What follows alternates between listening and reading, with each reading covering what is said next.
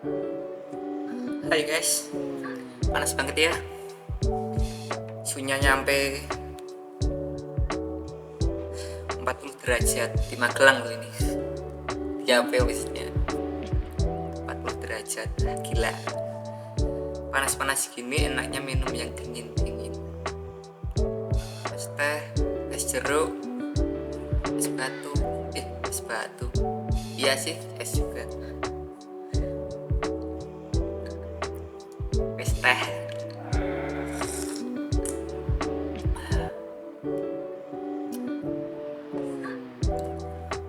Ngomong-ngomong soal es nih, ada yang tahu nggak awal mula es batu diproduksi atau ditemukan? Kita nggak tahu ya. Oke, karena saya yakin kebanyakan dari yang nonton ini mungkin masih banyak yang belum tahu tentang fakta-fakta es batu, ditemukannya, sejarahnya, dan saya juga belum yakin saya bisa tahu. Cuman kita belajar bareng aja yuk.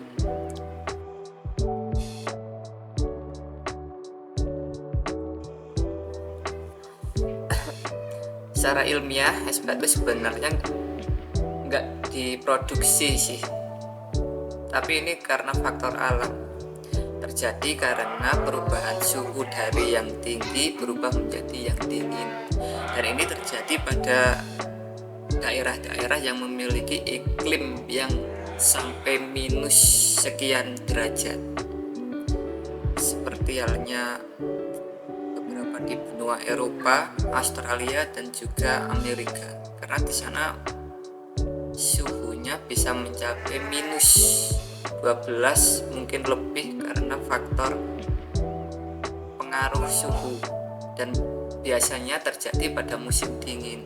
Beda halnya kalau Indonesia, karena Indonesia hanya memiliki dua macam musim, yakni musim kemarau dan musim penghujan. Nah, karena suhu yang ekstrim tadi di beberapa daerah yang memiliki musim dingin, maka segala sesuatu yang berbentuk cair akan berubah menjadi padat.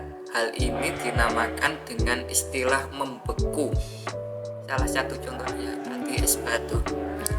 Es batu sendiri kan adalah air, kemudian dipengaruhi oleh suhu yang begitu dingin dan berubah menjadi padat, dan dinamailah istilah es batu.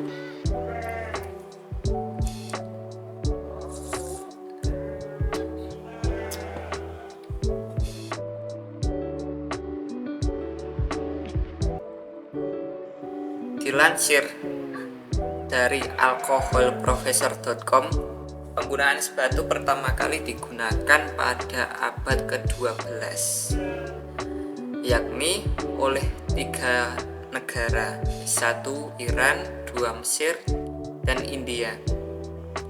Mereka menggunakan es batu untuk kebutuhan sehari-hari, seperti halnya mendinginkan minuman, mengawetkan makanan, dan juga beberapa hal lainnya.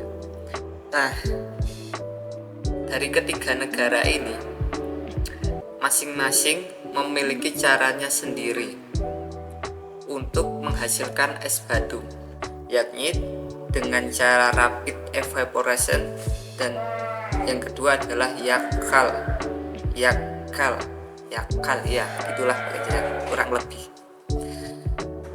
Apa sih rapid evaporation dan juga yakal sendiri? Oke, kita bahas mulai dari rapid evaporation dahulu. Rapid evaporation adalah suatu sistem atau cara pembuatan es batu dengan cara mengalirkan air dan diubah menjadi es, atau dengan arti lain yaitu proses pengentalan larutan dengan cara mendidihkan atau menguapkan pelarut. Sistem ini dipakai oleh negara Mesir dan juga India. Beda halnya dengan negara Iran. Negara Iran sendiri menggunakan satu sistem tadi, yaitu yakal. Sebenarnya yakal sendiri bisa diartikan sebuah bangunan, nama sebuah bangunan, karena yakal adalah satu nama dari bangunan tersebut. Apa sih itu bangunan yakal? Oke, kita bahas lagi. Yakal adalah sebuah bangunan yang terbuat dari tanah, yang mana bagian setengahnya berada di bawah tanah dan setengahnya lagi berada di permukaan. Hal ini difungsikan untuk menyimpan makanan dan juga untuk memproduksi es batu tersebut tadi. Gimana sih caranya? Produksi es batu sebenarnya dilakukan pada saat musim dingin tepatnya. Gimana? Dengan cara menyalurkan air dengan saluran air dari luar yakal menuju ke dalam, dan akan dibiarkan sampai mengalami suatu perubahan ya cair tadi menjadi padat atau dinamakan membeku. Oh, kok bisa? Ya, karena satu, dipengaruhi oleh perubahan suhu tadi, yang mana suhu di dalam yakal sendiri lebih rendah daripada suhu di luar ruangan yakal. Apalagi pembuatan es batu ini dilakukan saat musim dingin berlangsung. Sampai kapan es batu bisa bertahan dalam yakal itu tadi? Sepanjang musim, selagi yakal itu tetap masih utuh dan juga dijaga perawatannya. Sebenarnya yakal sendiri sangat-sangat mirip dengan konsep kulkas, yang mana zat cair yang dimasukkan ke dalam yakal itu bisa berubah menjadi padat ya karena dipengaruhi oleh suhu tadi. Cuman bedanya kalau kulkas adalah alat pada saat modern dan juga menggunakan listrik, sedangkan yakal terbuat dari tanah dan non listrik, free, jadi lebih ramah lingkungan dan juga tidak pemborosan. Cukup rumit ya pembuatan es batu pada masa-masa itu, sampai-sampai masyarakat yang bisa mengkonsumsi es batu sendiri adalah golongan orang tertentu saja, seperti halnya menengah ke atas.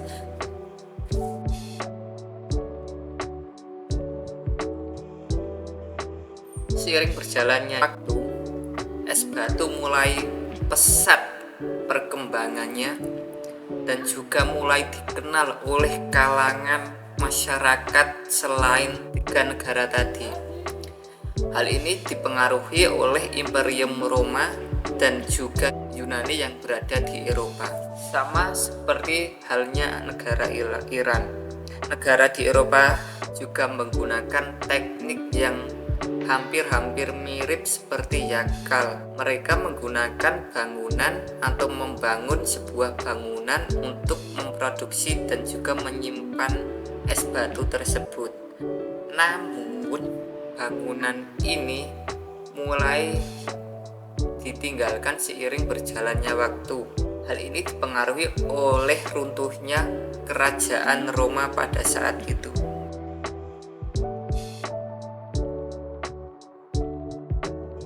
Tahun 1800-an, es batu mulai digunakan sebagai bahan pendingin makanan yang digunakan untuk keperluan sehari-hari, dan ini juga digunakan di berbagai belahan dunia, khususnya saat perang berkecamuk pada waktu itu.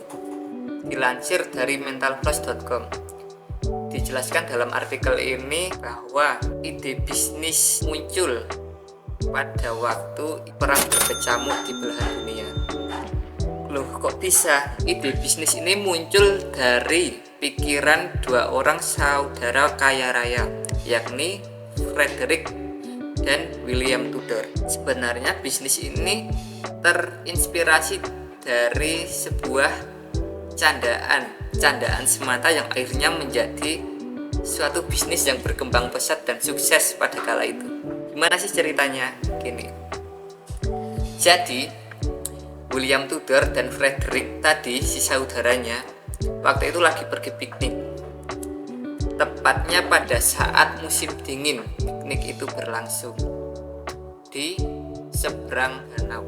Candaan dimulai saat William mulai percakapan. William berkata, Fred, coba deh lihat ke danau itu. Frederick nyaut, apaan sih?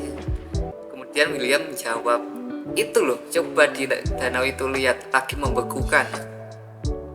gimana nih kalau misal kita jualan es batu aja? Frederick nyaut dong, ah gila lu, masa sih jualan es batu? Lagian juga musim dingin kan, mana ada yang mau beli es batu. William kembali menjawab, ya nggak di sini juga kita jualannya. Frederick jawab lagi, terus gimana? William jawab lagi, ya gimana kalau kita jual atau impor di daerah yang lagi perang, misalnya di India Barat, kan di sana juga lagi butuhin banyak es batu tuh. Kemudian si Frederick ini yang tadinya ngebangkang atau heran dengan idenya si William, mikir keras, oh, iya ya bener ya, itu kan bisa untung gede kita. Dan akhirnya bisnis itu pun dimulai setelah memiliki kesepakatan dua orang saudara tadi. Dari mana es yang diimpor ke daerah perang itu diambil? Ya dari tadi, daerah danau yang mengalami pembekuan. Si Frederick dan juga William Tudor tadi mengumpulkan beberapa es yang berada di daerah perairan seperti halnya danau tempat mereka piknik tadi, dan juga dikemas kemudian dikirim ke daerah yang sedang terjadi perang tadi. Lambat laun nih usahanya berkembang, tidak hanya di daerah tadi. Impor es mulai merambah ke daerah Eropa, India, bahkan juga Mesir dan Iran. Semakin berkembang, akhirnya usahanya maju.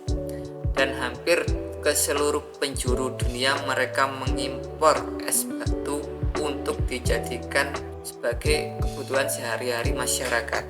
Tentu yang namanya bisnis nggak serta-merta instan gitu saja langsung sukses. Frederick dan juga William juga mengalami berbagai rintangan dan juga halangan untuk mencapai kesuksesannya. Kesuksesan mereka diawali pada tahun 1810. Cukup lama ya dari mulai bisnis mereka yang diawali saat candaan mereka berdua, tepatnya pada tahun 1800, sampai sudah memetik buah manisnya pada 1810. Dalam waktu 10 tahun mereka merintis bisnis.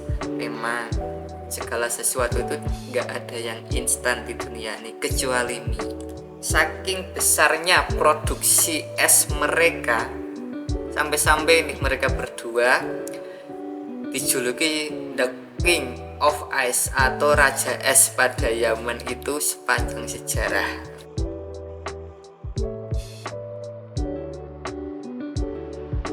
John Gorey, beliau adalah seorang fisikawan asal Amerika Serikat. Beliau adalah seorang pencetus atau seorang penemu kotak es batu. Hal ini dikarenakan pada saat itu banyak yang mengalami penyakit kuning. Bagi yang belum tahu nih, penyakit kuning adalah suatu penyakit yang menyerang pada manusia, yang mana penyakit ini terinfeksi dari nyamuk. Dan biasanya penyakit ini ditandai dengan adanya demam yang tinggi dan daerah mata dan juga kulit yang mengalami perubahan warna agak kekuningan. Maka dari itu penyakit ini dinamai dengan penyakit kuning. Kembali lagi ke John Gorey nih.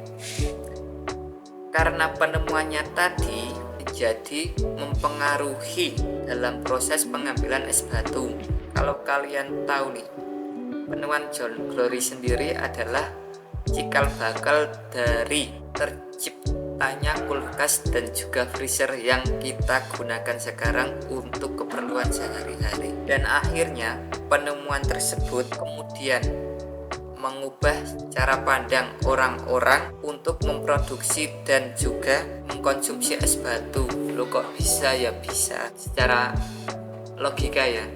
Dari tadi yang cukup rumit dalam pembuatan es batu, dan juga setelah itu kita kalau nggak mau rumit harus beli dong. Sedangkan beli dengan harga yang cukup mahal, karena pada saat itu es batu adalah salah satu makanan yang mewah. Wow. Dan juga harus mengeluarkan uang yang cukup banyak untuk membeli es batu tersebut.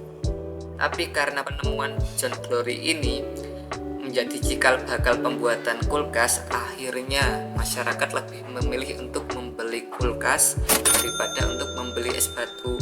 Walaupun masih ada beberapa orang yang belum punya kulkas saat ini, dan juga masih ada orang yang membeli es batu, tapi mereka punya alasan sendiri-sendiri. Tapi secara fakta, penemuan John Glory ini memang mempengaruhi cara pandang orang untuk memproduksi dan juga mengkonsumsi es batu sebelum ada penemuannya.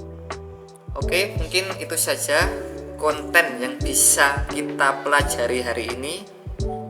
Bila ada salah kata mohon maaf, dan sampai jumpa di episode berikutnya.